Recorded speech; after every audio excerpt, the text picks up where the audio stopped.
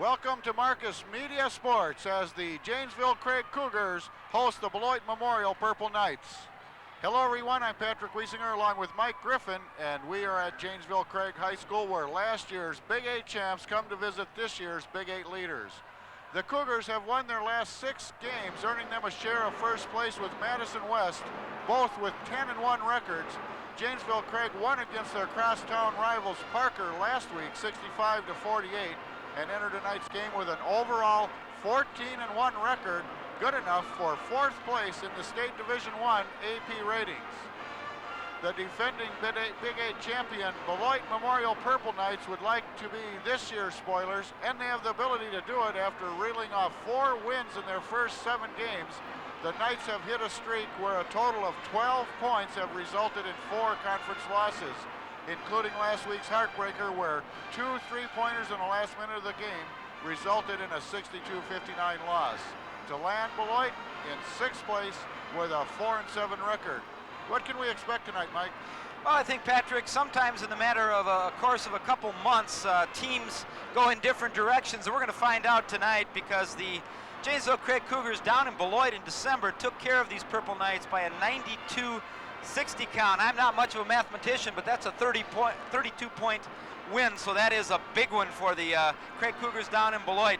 Craig has won 39 of the last 48 contests in this matchup, but the Craig Cougars this year have outscored their opponents by an average of 75-59, and that is largely due to 3 individuals on this club this year. Aubrey Lewis-Byers, the 6'2 sophomore, and he's played in the post this year, is the 3rd leading scorer in the Big 8 at 19.8 points per game, and he's the worker underneath. Chris Dillons, 6'1 senior guard, has averaged 12.6 in 20 starts last year. This year he is 7th in Big 8 scoring with a 16.8 average. And the other big scorer, Austin Latkas, 6'2 senior, is 10th in the Big 8 in scoring this year with a 13.7 average. And if you look at rebounding, Lewis-Byers and Latka are the 2 big horses as far as rebounds. They have 118 for Byers, Latka 114 on the year, and 3rd is Dillon with 57. So those are the 2 guys you really have to have underneath. As far as the Beloit Purple Knights, we're going to take a look tonight at Carlos Hodges. He's a 5'11 senior, and he does a real nice job leading this team. He is the 8th leading scorer in the Big 8 at 15.8 on the season, and Tony Troneglia, who is their 3-point threat tonight. I think as far as maybe some keys to tonight's game, Patrick, for the Beloit Purple Knights, I think they have to get 2nd and 3rd chances on their own offensive boards. They're going to have to get some putbacks in order to stay in the game with the Cougars this evening. That's offensively. As far as defense, they're going to have to get back after missed shots, really enough to disrupt this Craig transition game. The Cougars run up and down the court, and if the Purple Knights do not get back on their missed shots, it's going to be another long night for them this evening. As far as the Craig Cougars, I'd say offensively their big key is get the break going. They can run, get the ball out to the wings, get it down the floor, and they'll put big numbers on the board. Defensively, I think they have to deny Beloit's outside shot. Troneglia is one, as we said, who's a good 3-point shooter, and I think they'll push it out to the perimeter and try to force Beloit to bring it inside. I'd like to say we'd have a good ball game tonight here, but I am not so sure. I think the Craig Cougars have their noses up and they're pointing towards that state tournament. Watch out for Craig tonight. And tonight, 4 of the top 10 shooters in the Big 8 right here on this court, so that ought to be pretty exciting. And we're going to take a look at the people bringing you tonight's game. Lee Sather, Mortgage Services, Blackhawk Technical College, the Diamond Center, the Janesville Gazette, University of Wisconsin, Rock County Appliance, and Lappin Lighting Incorporated in Beloit. The Cougars and the Purple Knights are going to tip off next on Marcus Media Sports.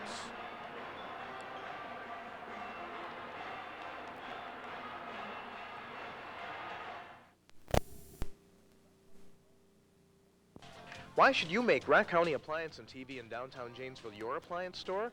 We offer the largest selection of appliances and electronics in southern Wisconsin, and through our buying group, we have the purchasing power of 1,500 stores. This means we pay less, so you pay less. Guaranteed. You get delivery of your new appliance and even disposal of your old free. And should you need service after the sale, our fast professional technicians will be there. All at Rock County Appliance and TV, open Sundays noon to 4. At the University of Wisconsin Center, Rock County, we provide students with a solid educational foundation on which to build in a small college setting. I chose UROC because I'm getting a well-rounded education, not only with my classes, but with my extracurricular activities such as student government and madrigal singers. I'm able to work one-on-one with my professors, and most of all, I am known as an individual, not a number. Call UWC Rock County today for more information on how you can continue your education. Right here, right now, every day, the Gazette.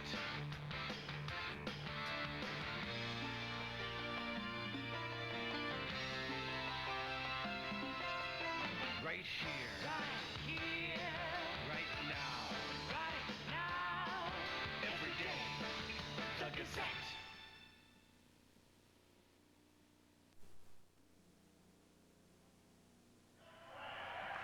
Janesville Craig High School for a big rivalry, all-time rivalry, the Beloit Purple Knights and the Janesville Craig Cougar. This is the 78th meeting between these two teams, and Craig holds the lead 51-25.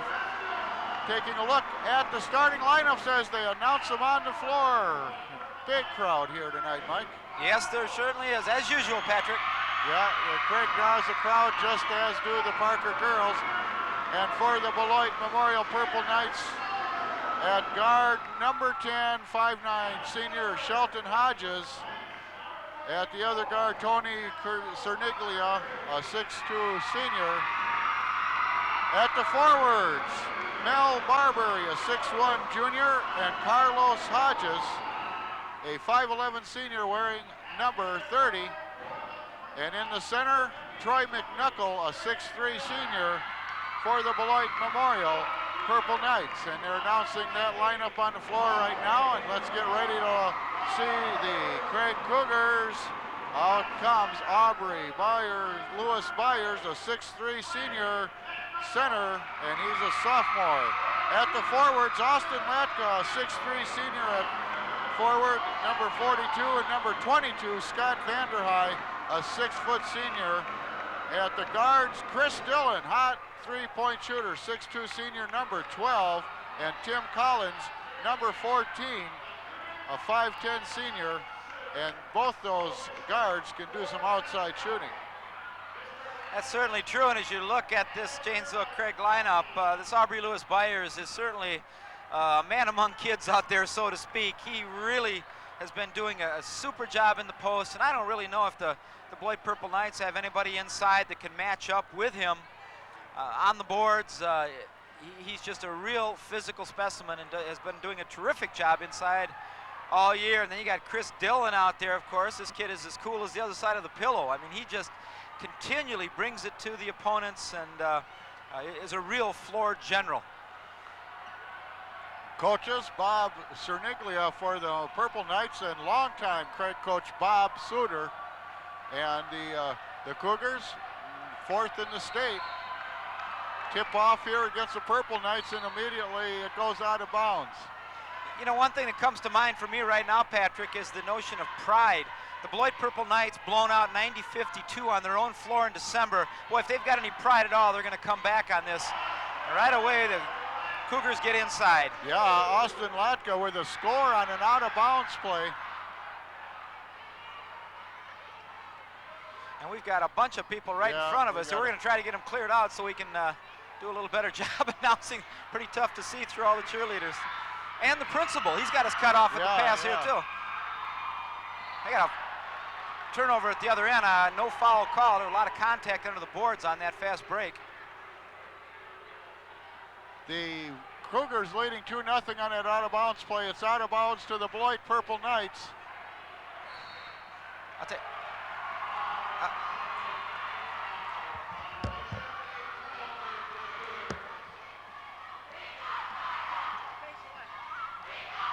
Craig Cougars bringing up Dillon with the ball. Now Collins driving toward the lane, but he's going to hold up, push it outside. And driving in and putting it up, Chris Dillon, doesn't go, rebound. Purple Knights number 40, Troy McNuckle, the center. And the Cougars are denied. Beloit Memorial with the ball on the rebound. And they're going to slow it down. I think one of the keys to this game for Beloit, Mike mentioned a few, but another is slowing the pace down a little bit. Yeah, that's certainly true. They don't want to get in an up-tempo game with the Cougars. You know, and I had a chance to talk to my good buddy Steve Ferger, the Beloit athletic director, before the game. And he was even kind of joking, you never know. You might see a stall out there if they get the lead. So you never know in this game. There's a nice steal. Yeah. Byers has it stripped away. Yeah, and that's unusual. Lewis-Byers mishandling the ball. Beloit got it back. Again, the Cougars are denied. Inside bounce pass, and it's knocked out of bounds. The bounce pass was intended for Barbary, and out it goes. Right now, Patrick, what you're seeing is the Cougars really pressuring the ball outside against Beloit. There's a blocking foul underneath. They're extending the defense out on the floor, pressuring the ball all over, and really forcing Beloit to try to get the ball inside. And they're going to have difficulties if the Cougars keep that pressure defense at them.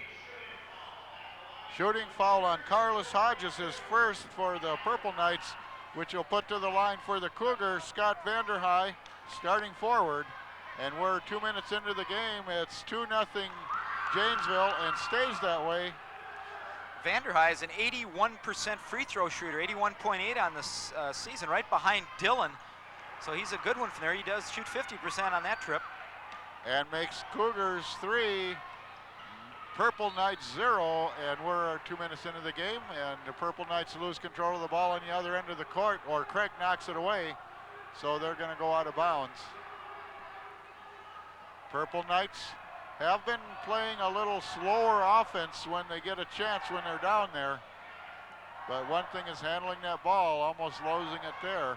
Tough man-to-man D, and there's that extension out on the floor. Yeah, Collins getting a hand on the ball, but the Purple Knights recover, Cernaglia recovering that ball. A little bit of a break there for the Purple Knights as number 12, Dillon, is called for the foul. And actually what happened is Hodges, as he was falling into him, Dillon clipped him. If he wouldn't have touched him, it would have been a travel. So a break for the Knights on that call. Purple Knights down 3 points, but are getting a few breaks here and controlling the offense so far. Yeah, right now, the Knights doing a nice job. Craig unable to get into that transition game. Of course, we're only about 2.5 minutes into the game.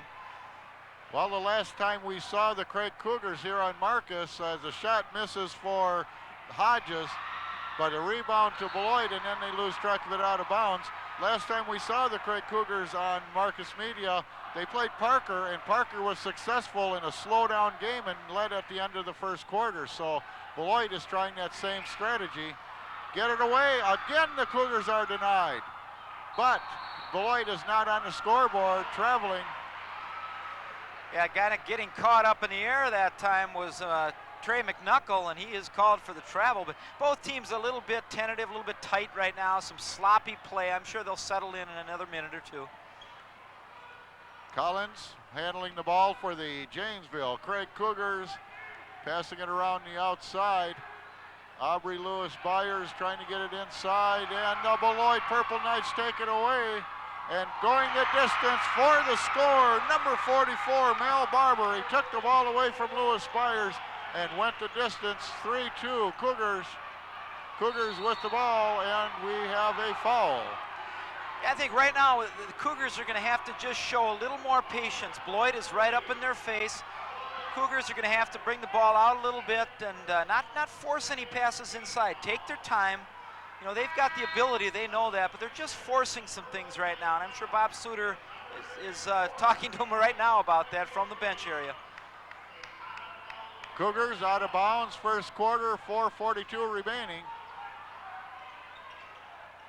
Collins is going to launch a one, would have been 3. Byers got his hands on it, but the rebound comes down to McNuckle. Back come the Purple Knights. Beloit now settling into that half-court offense, and again, the Cougars are just extending it well out beyond the three-point line. They're not going to give them any open shots. Yeah, they're smothering on defense down there, the Cougars are, but a runner layaway, number 10, Shelton Hodges. That's exactly what they're going to have to do, Patrick. If Craig extends it out, they're going to have to penetrate and shoot or penetrate and pass. The Cougars just trying to get on the beam here offense-wise, playing some pretty good defense, but their offense has sputtered so far. A three-pointer swish. Chris Dillons. Yeah, Dillon will kill you. You give him a little space like that, and he'll knock him home. And another runner inside, and another score. Shelton Hodges, a layup, coming across the baseline, scores 2. Beloit 6, Janesville 6. That'll certainly open up, there's a travel. That'll certainly open up that outside shot for the Purple Knights. When they penetrate like that, if they have success, the Cougars are going to sag a little bit. They're not going to be extending that out as far. And that should open up some perimeter shots for the Knights as well. Yeah, and we'll see what Cernaglia does from the three-point range. The last couple of games, he hasn't been effective. The teams they've played have held him down from that three-point. Those teams being Sun Prairie and Madison East. Yeah, you see a guy do that enough in tapes you watch about other teams, and you're going to get on him a little bit, and that's what I think has happened to him. Purple Knights moving up court, taken away by the Cougars. The first big defensive takeaway for the Cougars of any significance. So Collins is going to shoot long, doesn't go, rebound again. A rebound machine is Trey McNuckle for the Purple Knights. Oh, they're going to lose it again. Collins fighting for the ball, but they maintain possession to the Purple Knights. And one thing I've noticed is Beloit has gotten back very effectively on defense, and there's another 2 for the Knights. Great jump shot there. It's McNuckle. Yeah. Oh, knocked away almost by the Purple Knights. Cougars moving quick. Score 2 more. Chris Dillons. That's a 3. 2 threes in the first quarter for Chris Dillons. It's 9-8 Cougars. As I say, they give Dillon that shot, he's going to fill up the bucket. Now we got a pushing foul. Yeah, they're going to call that, I believe, on Austin Latkas. Yes, it was. They're going to come in. Are the Cougars with a substitution now, and checking in the ball game again is Aubrey Lewis-Byers. Well, he was playing a little tentative when he was in. Coach probably sat him down, let him get his bearings here, as Beloit came out and really stopped him from doing anything in the paint. Something they need to do if they want to win this game. Wow. I don't know if that was a shot or a pass. Blocked Byers, but the rebound come back. Mel Barber, he shot, Byers blocked, and he got his own block back and scored for the Purple Knights. And now the Purple Knights pick Dillon's pocket, going all the way. Foss doesn't make it off the bench. Aaron's Foss, back come the Cougars. Now we're playing the Cougars game. Up and down the court, Collins, Dillon, 3. There he is again. Watch out. 3 threes in the first quarter, minute 52 left, 12-10 Craig Cougars. Well, they've left him open for 3 consecutive shots. I can't believe they're not getting out on him. Oh, Cougars playing some tough defense, but Beloit recovers, and Aaron Foss gets it into Mel Barbary for 2. It's tied at 12. Barbary's got 6 at this point out of the 12. Lewis-Byers kicks it back outside, and then the Cougars lose track of the ball as Dan Sanders can't handle the pass from Aubrey Lewis-Byers. Back come Beloit. They miss their shot. Rebound Sanders makes up for that loss there. Now he's going to think about the 3, drives. Good pick by Aubrey Lewis-Byers, but it was to no avail, so they go outside. Another 3 for Chris Dillons. 15-12. Back come the Cougars, taking it away from Beloit. Now, as I said, this is the Cougars game, but they toss it out of bounds, and Chris Dillons is yelling at Dan Sanders for not being in position. Yeah, I think the Purple Knights, you know, when they do get those defensive boards, I think they've got to show a little bit more patience. They're trying to push the ball up against the Cougars, and I really don't think that's a successful strategy at this point against a team as quick as Craig. Well, Craig broke into their game here in the last 2 minutes because it's been up and down the court. We can hardly keep up with it, which is a kind of game that the Cougars like to play. And Cougars have What is that, 3 threes by Dillon or 4? Well, if Dillon had that last, I'm not sure whether that last was Collins or Dillon out at the perimeter there. We were kind of screened, and so we'll check that. But at any rate, they have 4 threes. That's 12 out of the 15 in threes. 1 off the foul line and 2 off a field goal, and that's how the Cougars got to 15. It's 46 seconds left here in the first quarter. 15-12 lead by the Janesville Craig Cougars. Boy, both teams have come out just tenacious on defense, just sacrificing themselves out there. Playing good defense with their feet, too, just moving with the ball, both teams. Saunders outside, driving the baseline, and then dishing off to Aubrey Lewis-Byers. Scott Vanderhey faked the baseline drive and got Aubrey Lewis-Byers wide open for his own baseline drive for 2. 17-12, under 20 seconds. Oh, and there we've got a and foul. We've got a 1st and 10. Yeah, Dan Saunders really going into his number 10 counterpart, Sheldon Hodges. Looked like he tackled him at the ankles. Boy, there. Right around the eye. Did he forget what sport it is? I don't know. Can't tackle, block below the waist, can you? Like that? Yeah, that's a chop block there. Oh, they're going to take the 3. Beloit off the rim. No, rebound Cougars, but a foul. And who is that for the Purple Knights? Number 10, Shelton Hodges, attempting that 3-pointer. Haven't heard a lot from Carlos Hodges, the big scorer for the Purple Knights so far tonight. They've been all over him so far, and we got a chance for 1 shot with 7 seconds left for the Cougars. Byers getting open, nice moves, but an air ball and a rebound to the Purple Knights. Tony Cerniglia drags down the rebound, so that will conclude the first quarter with the Janesville Craig Cougars leading the Beloit Memorial Purple Knights 17-12. You're watching Big 8 basketball on Marcus Media Sports.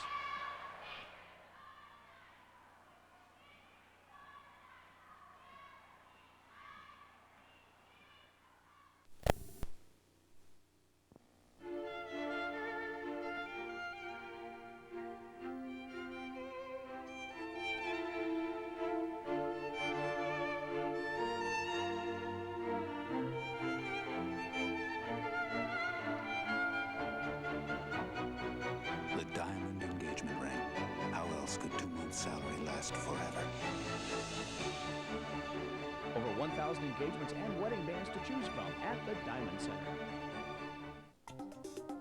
Here's what Blackhawk Technical College can do for you. I got a job before I graduated. The week I accepted my full-time job, I received 2 other full-time job offers as well. As soon as I was done with school, they signed me on. I was offered a job immediately upon graduation. You were getting job offers almost every day at one facility or another. Call today, 756-4121, Blackhawk Technical College. We asked people what they liked about Lee Southern Associates Mortgage Services, and here's what they had to say. He called me, and we must have talked for an hour the first time. A lot was done on the phone the first time. If I had any questions, if the person I needed to speak with wasn't there, someone else would help me or they'd find someone who could. They had everything all set for me, and I went in there, we signed the papers, and we were done. Handed me the keys. Call Lee Southern Associates Mortgage Services today to qualify.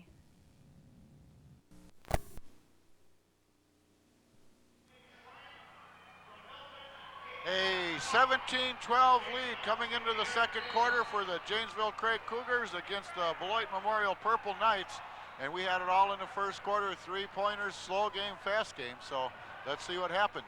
Cerniglia has, according to our calculations, 4 threes, and he is a 41.8% shooter from the 3-point line this year.